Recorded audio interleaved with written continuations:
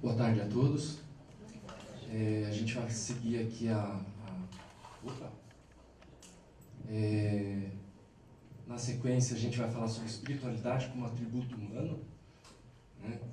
Falando um pouquinho das pesquisas, da publicação de pesquisas em relação ao tema espiritualidade e saúde, que vem aumentando muito nos últimos anos, né?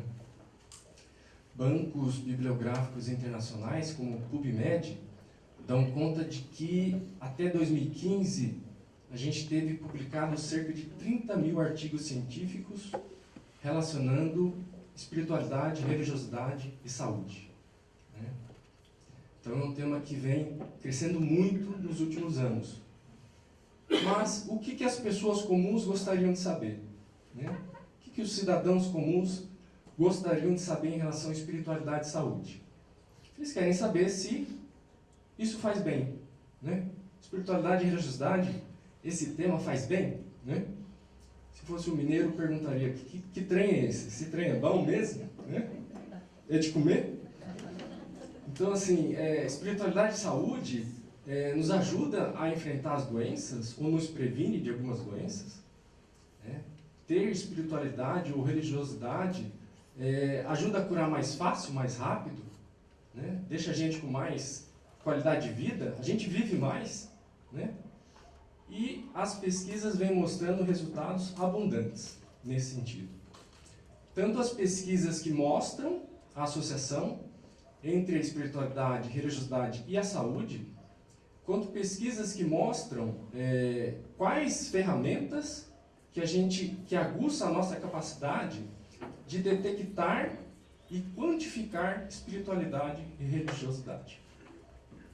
Então, condições como hipertensão, né, fobias, depressão, ansiedade, algumas psicoses, uso e abuso de substâncias psicoativas têm grande relação com a espiritualidade, né?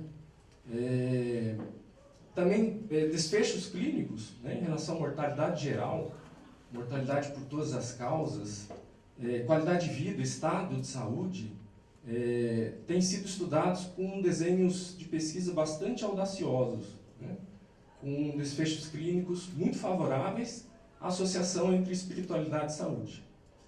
Então, hoje nós utilizamos as mesmas ferramentas epidemiológicas que, há algum tempo atrás, os cientistas perceberam a associação entre cigarro e câncer de pulmão, cigarro e infarto do miocárdio, né? Então, através das pesquisas que eles descobriram essa associação, e a partir daí que os pesquisadores então foram estudar os mecanismos, né? Por que isso acontece, né? Qual que é o efeito da carcinogênica? Como que o cigarro provoca o câncer ou vai obstruir as artérias do coração?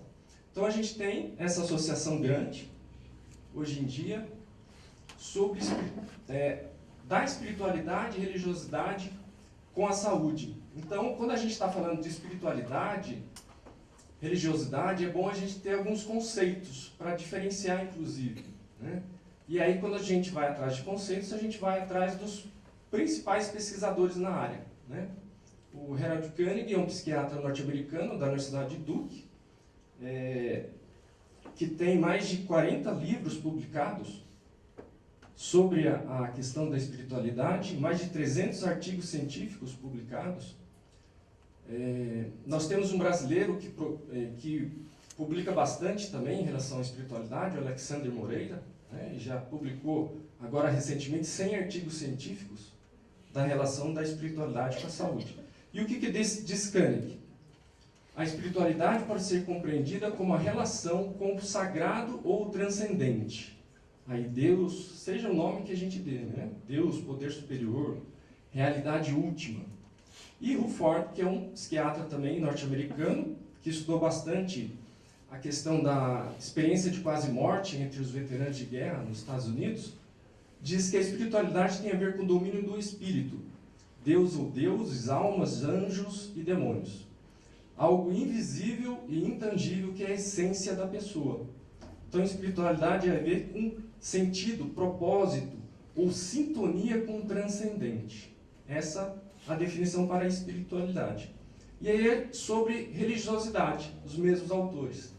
Para Koenig, a religiosidade é um sistema organizado de crenças, práticas e símbolos desenvolvidos para facilitar a proximidade com o sagrado ou o transcendente.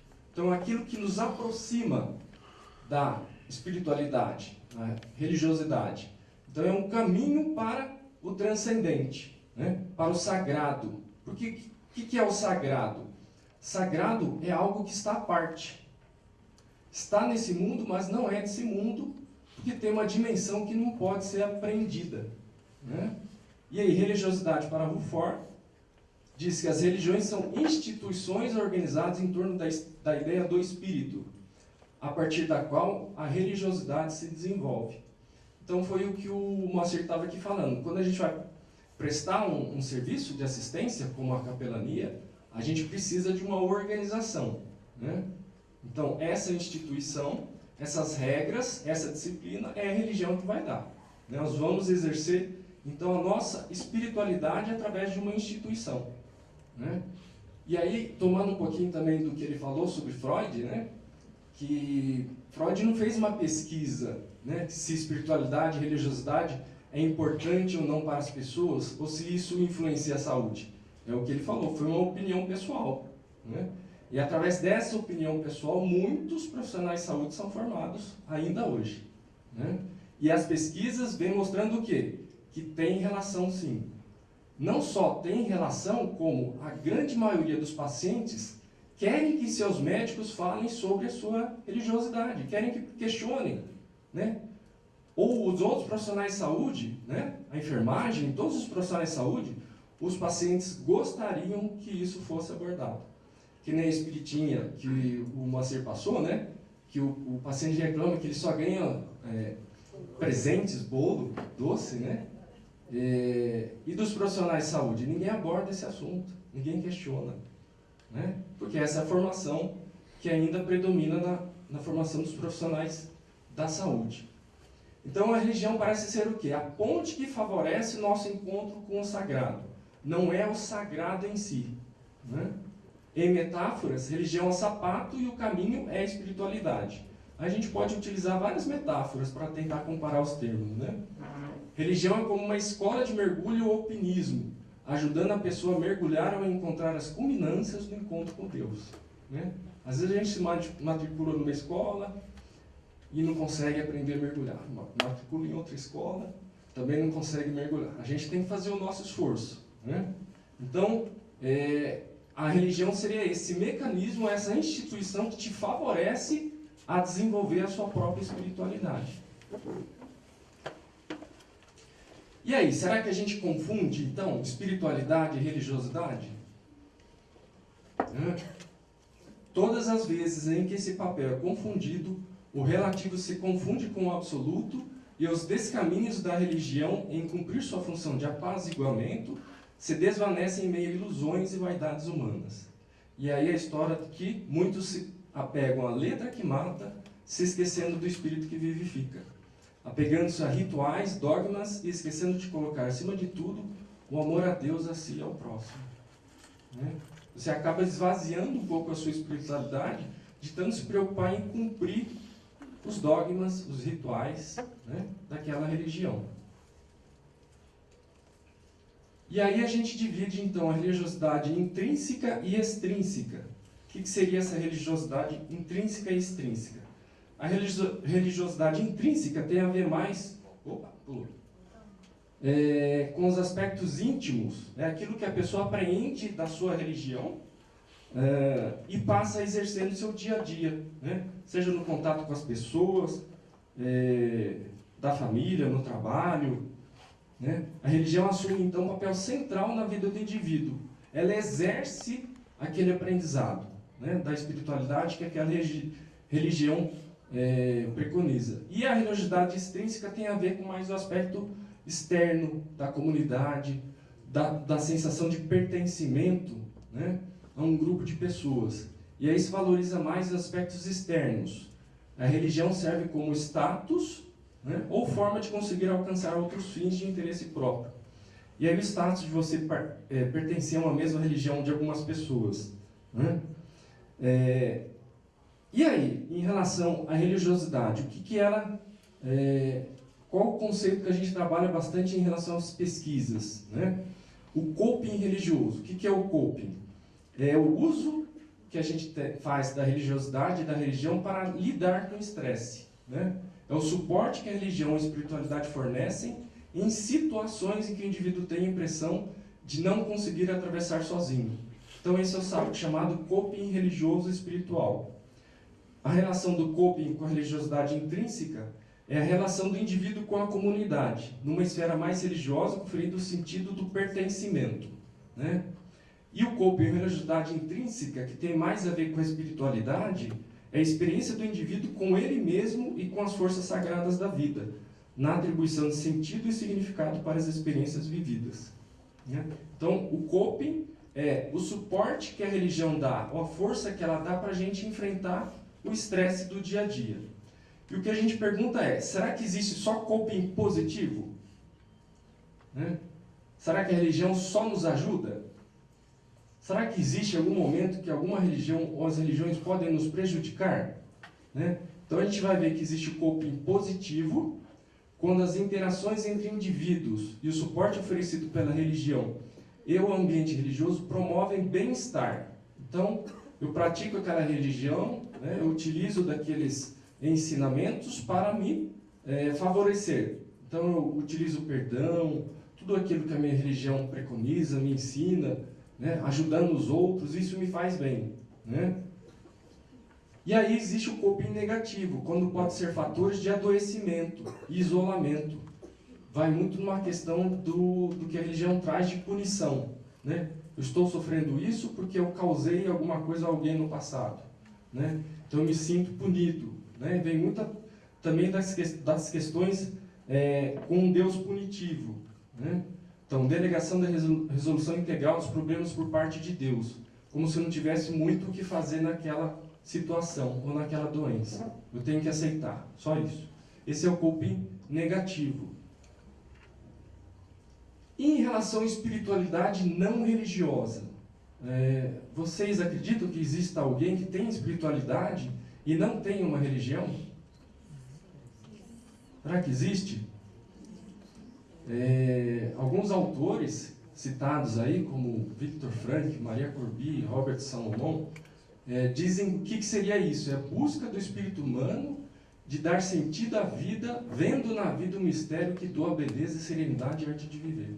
É bonita a definição. Quando eu estava estudando a espiritualidade não religiosa, eu lembrei de uma pessoa, Kardec. Não sei se vocês já assistiram o filme de Kardec. Eu estava me programando, mas eu não consegui assistir essa semana. Antes dele conhecer as manifestações espíritas, né? Eu acho que ele não tinha nenhuma religião. Ele não estava seguindo, naquele momento, nenhuma religião. Não é? Mas extremamente espiritualizado, né? Pronto para a tarefa. Então, não se trata, essas pessoas que têm uma espiritualidade, mas não declaram nenhuma religião, que eles sejam combativos às religiões. Não é isso de que se trata. Mas é uma espiritualidade que não é tributária das tradições religiosas, menos ainda de normativas institucionais. Então, geralmente são pessoas que não gostam de seguir uma instituição, né? Procuram afirmar o espírito humano como se aquela parte da matéria que se volta sobre si é capaz de encontrar a beleza de um todo uno, uma abertura universal. Então, a gente encontra essas pessoas se dedicando à arte, né? Ao esporte, dedicando a alguma causa, a uma comunidade, né? Que lhes traz significado na vida, né? Tem tantas pessoas assim, né? Que às vezes a gente atende assim, a gente, como médico de família, às vezes a gente tem o hábito, né, de questionar sobre a religião. A pessoa fala que não tem uma religião, mas ao mesmo tempo as pessoas falam, mas eu não sinto falta, porque eu faço isso, eu me envolvo com aquilo, né? Eu me dedico, eu tenho muitos amigos, né? Essa é a espiritualidade dessa pessoa, que traz significado para a sua vida, né? E aí a gente tem um dado interessante, quanto que tem no último, no censo de 2010 do IBGE, quanto que tem de pessoas que são não declaradamente não religiosas, né? 8% da população, né? E aí a gente tem divisão em subgrupos, né? A gente tem os sincréticos, os em trânsito religioso, os céticos, os agnósticos, né? Os ateus. Os sincréticos, acho que quando o pesquisador está entrevistando a pessoa, é aquele que a pessoa fala assim, de manhã eu fui na missa católica, à tarde ele vai no culto evangélico, e à noite ele vai no centro de Umbanda, né? O cara fica procurando onde que ele vai assinar lá, né? Ele vê lá, sincrético, vou botar esse trem aqui, o sincrético, né? Existem os céticos, né? Que eu acho que talvez Kardec talvez estivesse aqui, né? Ele queria questionar as verdades absolutas, né? Questionar os dogmas, as instituições religiosas. E só dos dois últimos, ali, os agnósticos, os ateus que realmente não acreditam em Deus, corresponde a só 0,4% da população, né? E aí, essa questão dos não religiosos, né, contempla muito mais um caráter, então, anti-institucional do que uma recusa religiosa. E aí tem, no quadro anterior, a questão dos em trânsito, né? São pessoas que desistiram de alguma religião, de alguma prática, estão procurando alguma outra religião. Eles estão em trânsito, né? É uma espiritualidade sem vínculo institucional, ou ainda espiritualidade sem igreja, ou apesar da igreja, quer seja por não adesão, ou por ruptura, trânsito institucional, né? Nós temos isso no meio espírita também? Temos também, né? Nós temos as desilusões com as organizações, né? Com a instituição, com o ordenamento de alguns centros. A gente tem muita pessoa assim em trânsito, né? É um retrato da crise religiosa, que faz parte da crise das instituições e sua inabilidade em desvincular-se de um modus operandi, em que os interesses institucionais estão acima da legítima preocupação do seu destinatário, né? Então, por que a gente está trazendo essa questão da espiritualidade não religiosa? É porque, muito provavelmente, no trabalho de capelania espírita, a gente vai se deparar com eles, né? A gente vai falar mais ao final, inclusive, o trabalho interessante do pessoal de Piracicaba, né, que ajudou a gente a formular o projeto da AME Campineira. Eles têm uma pesquisa publicada de aceitação grande dos pacientes internados católicos e evangélicos para a visitação espírita, né? Então, é um índice muito grande de pessoas de outras religiões que aceitam a visitação espírita, né? E é grande também o índice daqueles que não declaram uma religião e acabam aceitando a visitação espírita. Ao final a gente fala por que está comentando sobre isso. Cadê o... E aí vamos então para a prática, né? A gente falou das pesquisas que ultimamente vem mostrando a associação entre espiritualidade e saúde, a importância da gente abordar isso no nosso trabalho como profissionais de saúde, e aí como que é que a gente vai aplicar isso no nosso dia a dia, né? Como disse o Flávio, eu sou médico de família e comunidade, né? Essa formação nossa é de quem trabalha diretamente na ponta, na atenção básica ou atenção primária à saúde. O Ministério da Saúde está para lançar um novo protocolo das doenças crônicas, que a gente está chamando agora de condições crônicas não transmissíveis. E nesse protocolo também trata do risco cardiovascular. Então, foi um projeto do Ministério da Saúde, junto com o Sírio-Libanês, que eles escolheram 22 cidades no Brasil para discutir esse projeto. Campinas foi uma delas, e a gente pôde participar desse projeto. Traz uma série de ferramentas para a gente, no dia a dia, lidar com as pessoas que estão sendo assistidas pelas unidades básicas de saúde. Então, é um protocolo que trata das condições crônicas, principalmente hipertensão, diabetes, e traz no primeiro capítulo, então isso aqui é uma cópia, né, da versão preliminar, né, que está inclusive no site da Secretaria de Saúde aqui de Campinas, essa versão preliminar.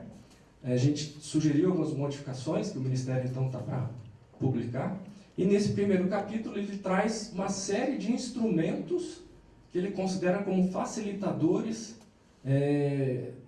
do enfrentamento em relação à enfermidade, né? Enfrentamento da enfermidade. E fatores dificultadores, né? Então, são vários fatores. E temos aqui um dos fatores que é a espiritualidade, né? Tem suporte familiar, autonomia, o autocuidado apoiado, que a gente está utilizando bastante. E uma questão interessante, né? Tanto o trabalho pode ser um fator facilitador de enfrentamento da enfermidade, quanto fator de dificultador de enfrentamento da enfermidade. E aí ele traz todos esses fatores, né, num outro quadro, dizendo quais são os fatores, quando que você aborda, por que aborda, para que aborda e como aborda, né? E eu esqueci de falar do livro do Koenig. O Koenig já escreveu mais de 40 livros, né? Inclusive um tratado de religiosidade e espiritualidade, mas tem um que chama Espiritualidade no Cuidado com o Paciente. Por que, como, quando e o que? Esse é um livro fácil de ler, inicialmente feito para médicos ou profissionais de saúde, mas o próprio Koenig fala que são para capelães também, quem não é da área de saúde. É um livro que a Folha Espírita editou aqui no Brasil, já saiu a 3ª edição, que a AME São Paulo vende, tá? Então, quem tiver interesse, a AME São Paulo, amesaopaulo.com.br, vende esse livro. Todo mundo que trabalha com capelania é interessante você ter o contato com ele. Então, diz aqui no protocolo lá do Ministério da Saúde, que você usa quando a espiritualidade, quando que você questiona? Para todas as pessoas com sofrimento pela enfermidade ou com quadros clínicos mais graves. Não tem restrição, né? Mas, é claro que precisa ter bom senso, né? A pessoa que vem com uma fratura na tíbia, uma fratura na perna, você não vai ficar questionando a espiritualidade, né? Um abdômen agudo, vamos perguntar aqui que você tem alguma religião, né?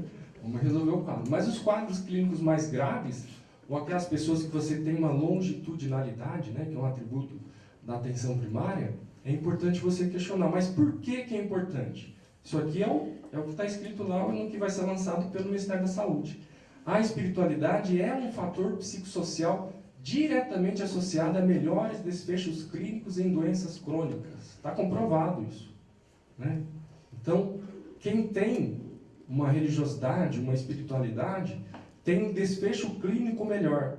Eu controlo melhor a hipertensão daqueles pacientes que têm uma religião. Eles aderem mais a tratamento medicamentoso e a mudança de hábitos de vida. Então é importante. E para quê? Identificar a importância da espiritualidade, os fatores associados a ela e a melhor abordagem para o profissional de saúde. Como que a gente faz isso? Então, o que a gente falou no início, né? Questionários que nos ajudam a detectar e quantificar a espiritualidade e religiosidade das pessoas. A gente vai falar um pouquinho desses questionários. O protocolo do Ministério da Saúde traz 4 desses questionários. Essa é a pirâmide de riscos, né, que a gente está utilizando no Brasil como o novo modelo de atenção às condições crônicas. A gente trabalha aqui bastante com a entrevista motivacional. Ela está mais presente no autocuidado das pessoas. É um estilo de comunicação que a gente tem com as pessoas para ajudar a mudar hábitos de vida, né? O pessoal começou a estudar a entrevista motivacional com os adictos, né, na questão das dependências químicas, e quando viu que isso tinha uma grande força na mudança de hábito, eles começaram a utilizar também para as doenças crônicas.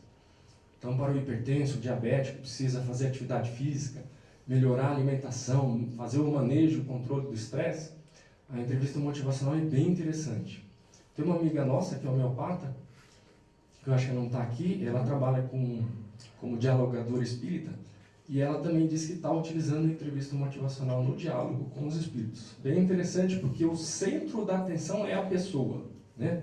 O centro da atenção é a pessoa. É através do que ela traz, da sua motivação, é que a gente vai ajudar que ela tenha essa mudança de hábito, né? A gente faz o apoio na mudança de hábito. Não é doutrinando assim, falando o que ela precisa fazer que ela vai conseguir mudar, né? Então a gente tem utilizado isso tanto na saúde pública, e esses slides só para chamar a atenção que quando você tem condições clínicas mais graves, então aqui vai subindo a gravidade da doença, essa linha vermelha é o cuidado do profissional de saúde, né? Quanto mais grave, mais participação tem os profissionais de saúde no cuidado da pessoa, na gestão de caso, em cuidados paliativos, é quase que obrigatório você trabalhar com a espiritualidade, né? A questão da terminalidade da vida, né? Da aceitação da família em relação àquela condição clínica. E aí no próprio protocolo do Ministério da Saúde está escrito isso, ó. Segundo Saporetti, espírito do latim spiritus significa sopro e se refere a algo que dá ao corpo sua dimensão imaterial oculta, divina ou sobrenatural que anima a matéria. O espírito conecta o ser humano à sua dimensão divina ou transcendente. É mais esse aspecto da transcendência do significado da vida, aliado ou não à religião, que devemos estar preparados para abordar. Sempre lembrando que o sujeito é o paciente, sua crença, seus princípios. Então a gente vai trabalhar com a espiritualidade e a religiosidade do paciente. É isso que é importante abordar, não é a nossa. Você não vai pregar o que você conhece da sua religião, né? Então é saber da pessoa, qual a experiência que ela tem em relação à religiosidade, o que ela pratica, quando na vida dela que isso foi importante, né? Quais os vínculos atuais que ela tem em relação às religiões. Então, para Koenig, trazendo mais uma vez a citação dele, espiritualidade é a busca pessoal pelo entendimento de respostas a questões sobre a vida, seu significado em relações com o sagrado e transcendente. Então, trazendo essa questão da importância da gente incluir a espiritualidade na abordagem às pessoas. E aí os questionários, né? Esse aqui é uma cópia da página do protocolo, que tem esses 4 questionários. FICA, o HOPE, a história espiritual do ACP, o CSI mesmo.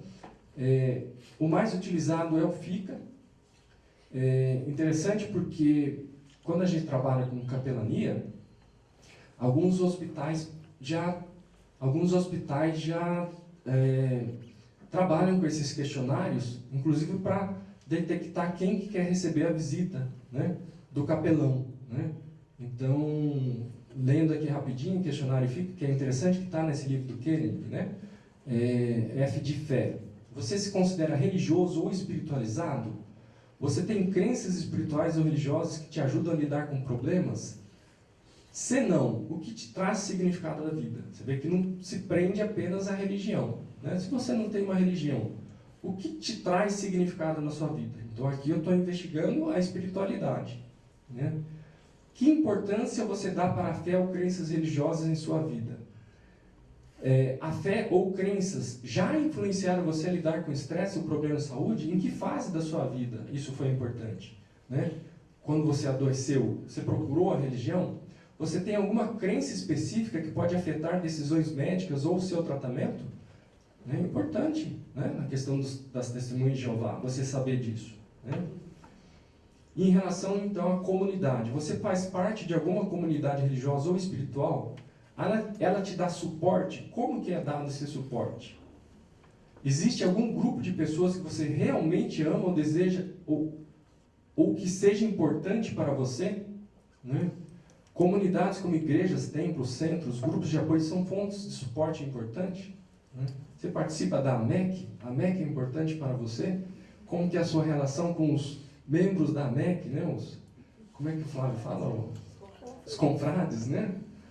E ação no tratamento. Como você gostaria que o seu médico profissional da área de saúde considerasse a questão religiosidade e espiritualidade do seu tratamento? Que vem a favor daquilo que todas as pesquisas mostram.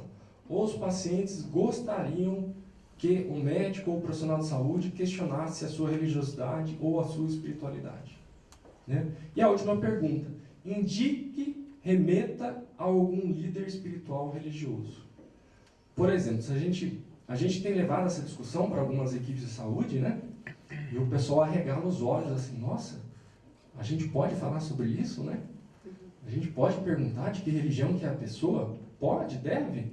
Porque olha só essa última questão: indique e remeta a algum líder espiritual religioso. Por quê? Se a pessoa tiver algum problema de saúde, passando por alguma dificuldade, e ela indica alguém dessa própria comunidade, né, não tem nada melhor do que o próprio serviço de saúde fazer esse contato, né?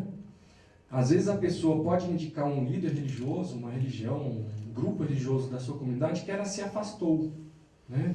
E aí o profissional de saúde pode fazer a pergunta: você permite que a gente faça contato com eles? Você gostaria de receber visita deles, né? Então, vamos supor que lá no centro de saúde alguém faça essa pergunta e ele fala assim, eu frequentava você ir lá, irmã Rosário, eu deixei de frequentar. E você permite que a gente faça o contato com eles? Será que eles poderiam fazer uma visita para você aqui? Já que você está acamado, você não pode sair de casa? Né? Olha que trabalho interessante que sairia daí. Então fica um questionário um pouquinho mais detalhado. Existem outros mais simples, né? Como o do ACP. A fé, religião e espiritualidade é importante para você nesta doença? Nesse momento agora que você está doente, é importante? A fé tem sido importante para você em outras épocas de sua vida? Então é bom questionar, né? Como que ela enfrentou algumas outras doenças, né? Isso a gente fala na entrevista motivacional que é evocação, né? Então, quando a gente está acompanhando alguma pessoa que precisa fazer uma mudança de hábito de vida, você evoca em relação à atividade física. Você já fez atividade física alguma vez? Já fez esporte? Como que era na infância, adolescência isso, né? Aí a pessoa traz a vivência de como era, porque isso vai ajudar na decisão dessa pessoa agora, né? Então você evoca também a história espiritual. Em outras épocas de sua vida, a fé foi importante? Outra questão, você tem alguém para falar de assuntos religiosos? Você gostaria de tratar de assuntos religiosos com alguém? Então é isso aí que vai nos remeter a algum representante, né, das religiões na própria comunidade, quando a gente conhece, né?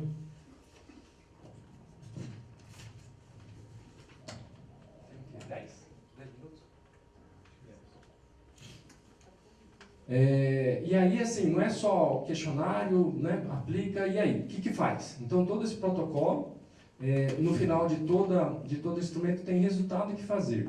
A avaliação espiritual permite aos profissionais de saúde apoiar as pessoas, ouvir com empatia, documentando preferências espirituais para futuras visitas, incorporando os preceitos de tradições de fé em planos de tratamento, né? Você pode, ao montar o plano de cuidado, o plano de tratamento com aquela pessoa, utilizar os seus preceitos de fé, incentivando-as a usar os recursos de suas tradições espirituais e as comunidades de bem-estar geral. Aí no próprio protocolo, no Handbook of Religion and Health, do Koenig, né, que é o livro mais estudado hoje de espiritualidade, e aí nos cuidados paliativos também. E aí, finalizando, quando a gente pensa nos atributos em relação a nossa própria religiosidade, né? Remetendo ao Evangelho, a gente traz algumas citações. Espiritualidade e o Evangelho segundo o Espiritismo, capítulo 2, meu reino não é deste mundo, que foi o que Jesus disse a Pilatos, né? És rei? Sou rei, mas o meu reino não é deste mundo. Diz Kardec nesse capítulo 2, item 2. Por essas palavras, Jesus claramente se refere à vida futura, que ele apresenta em todas as circunstâncias como a meta que a humanidade irá ter e como devendo constituir o objeto das maiores preocupações do homem na Terra. Todas as máximas se reportam a esse grande princípio. Com efeito, sem a vida futura, nenhuma razão de ser teria a maior parte de seus preceitos morais. São as palavras de Kardec, né? O que é mais importante nas tribulações da vida? A gente lembrar de que essa vida é passageira, que a nossa verdadeira vida é a vida espiritual. Essa deve ser uma das nossas maiores preocupações, né? Será que essa é uma das nossas maiores preocupações? Com o que eu estou preocupado ultimamente? Com o meu trabalho, né? Com a prestação da casa que está atrasada, né? O meu filho que vai estudar, vou ter que... Para onde será que ele vai, né? O meu time está no Z4, vai cair na segunda divisão, né? Eu estou preocupado com o quê? Diz Kardec que isso deve ser uma das nossas maiores preocupações. Essa deve ser a nossa meta, né? Como que eu vou desenvolver a minha espiritualidade com tudo o que o Espiritismo nos ensina se eu estou preocupado com o meu hoje, né? Com os problemas de hoje, né? Então Kardec chama muita atenção em relação a isso. E nesse próprio capítulo 2, tem então os ensinamentos de Kardec e apenas uma instrução dos Espíritos. No capítulo 2, a instrução do Espírito que escreveu como uma rainha de França, a cidade de Havre, em 1863. E ela falando de como ela se encontrou no mundo espiritual, né? Que decepção que ela teve. Ela foi uma rainha aqui na Terra. O que ela disse? Para se granjear um lugar neste reino, são necessárias abnegação, humildade, a caridade em toda a sua celeste prática. Esse é um grifo meu. A caridade em toda a sua celeste prática. A benevolência para com todos. Não se vos pergunta o que fostes, se você teve mestrado, doutorado, se você apareceu na televisão ou não, se você tem uma casa na praia ou não. Nem que posição ocupastes, mas que bem fizestes, quantas lágrimas enxugastes. Tá? Então, para a nossa espiritualidade, quando a gente tem a meta do mundo espiritual, e quando isso é uma grande preocupação nossa, o que nós devemos fazer? A caridade em toda a sua celeste prática. E aí no capítulo 3, há muitas moradas na casa de meu pai, diz Santo Agostinho. Que vos direi dos mundos de expiações que já não saibais, pois basta observeis o em que habitais? Não precisa falar nada, porque a gente sabe que aqui é um mundo de expiação e provas, né? E aí eu trouxe uma citação do Livro dos Espíritos, questão 932. Por que a gente ainda está nesse mundo de expiação e provas? Pergunta Kardec, por que no mundo tão a miúde a influência dos maus sobrepuja a dos bons? Por que no mundo há tanta maldade ainda? Acho que todo mundo sabe a resposta, né? Por fraqueza destes, por fraqueza dos bons. Os maus são intrigantes e audaciosos, os bons são tímidos. Quando estes o quiserem, preponderarão. Né? Então aqui está falando do quê? Da omissão dos bons. Por que o mal ainda prepondera na Terra? Como que a gente vai deixar de ser omisso? Né? Vivemos os momentos decisivos da renovação em espírito e verdade, da transformação moral, da renovação íntima, da escolha dos valores espirituais. É uma questão de escolha. Né? Quando Jesus nos chama para o serviço da redenção de nós mesmos, como que nós vamos nos redimir? Através do quê? Auxílio aos irmãos em maiores necessidades que as nossas. Aí é o caminho da redenção. Né? Que cai no capítulo 15, fora da caridade não há salvação. Diz o apóstolo Paulo, numa mensagem de Paris, 1860. Esforçai-vos, pois, para que os vossos irmãos, observando-vos, sejam induzidos a reconhecer que verdadeiro espírito e verdadeiro cristão são uma só e a mesma coisa, dado que todos quantos praticam a caridade são discípulos de Jesus, sem embargo da seita que pertencem. Não importa a seita que você pertence. Né? E aí, lembrando então da capelania do pessoal de Piracicaba, que os evangélicos, os católicos e os sem religião aceitam a visitação espírita. Né? Então a gente não vai praticar proselitismo, né? A gente não vai converter, a gente vai praticar caridade. Né? Eu acho que é isso a grande oportunidade desse trabalho de capelania. Né? Que todos são chamados, né, para aqueles que estão verdadeiramente preocupados com a nossa vida espiritual. Né? Deve ser a nossa meta. Uma grande oportunidade de trabalho. Tá? Muito obrigado.